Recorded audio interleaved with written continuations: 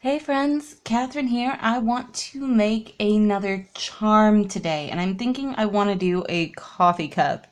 I kind of love coffee. So, I've got some brown out for the coffee itself, because if I'm going to make a coffee cup, I'm going to put coffee in it. That's the only sensible thing to do. So I've got some brown. And then I've got a bit of black and purple, and I figured I could do like a coffee cup that was swirly black and purple. So I've got some black and some purple, and I'm just going to stack those together for a moment and set them aside, because the first thing we want to do is roll this coffee into a cylinder. Just kind of pat it down. And get it about the size of the inside of a coffee cup. Hopefully.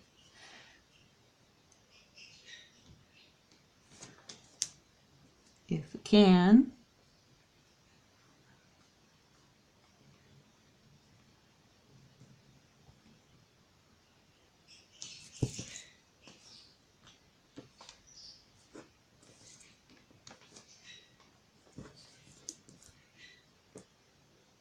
Okay. And then I'm thinking maybe before we put the mug around it, I will take and draw some swirls in the top. Like maybe just a spiral. Just to let you know that it's coffee. There we go. Something like that.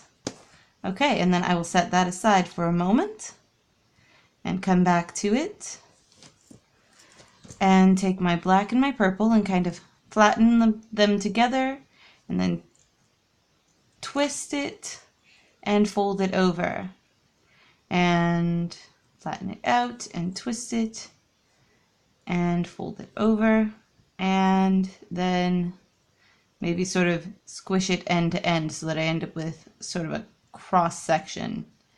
There we go. That's something swirly and black and purple. Maybe, sort of. All right, something like that. Okay, then what I want to do is take something round, but with like flat sides, like this, and roll it out. Go. Trying to make sure that it stays even.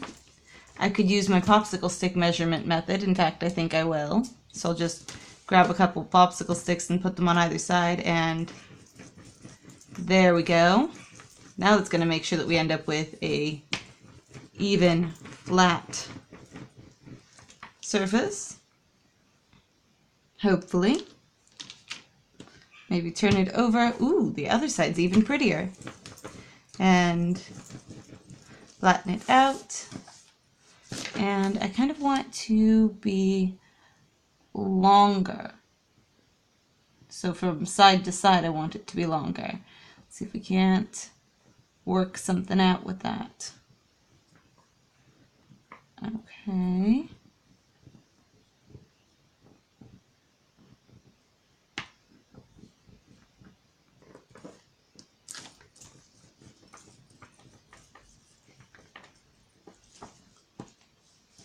Is that going to do it? I think it will. Awesome. And then I want to cut the top flat, so I'll just indent it right there and cut it flat, and then measure this for height and cut it a little bit taller than it is than the coffee cylinder is, because the coffee won't come all the way to the brim of the cup. Then take this piece and set it aside for a moment and pull this piece a little further away, stick it right there, and then set the coffee on it so that the bottom we can cut around, hopefully. something similar to a round.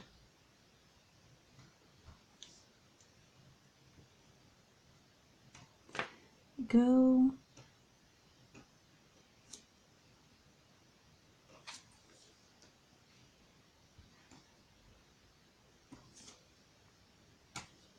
There we are, something like that. That should do it. And then lift up the bottom. And that's pretty good. And that's got that lovely purple stripe like right down the middle of it. I really actually like that. And then we'll just take and actually we will straighten up this end and set that aside. And then we will set our coffee on here so that there's just the tiniest bit of lip at the top. And skim it up while rolling the coffee cup or the coffee into it, because this will make, hopefully, our mug. Go. And not quite reaching, but we can stretch it just a little bit and we can seal it down.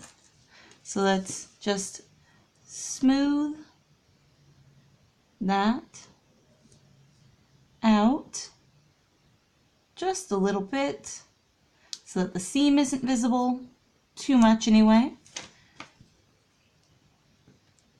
And stand it up from the inside. Go.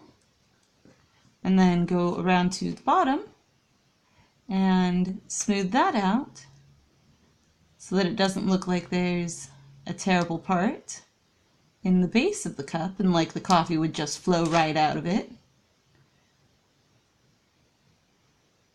Go. Okay, that is almost done. We've got one other thing that we need to do.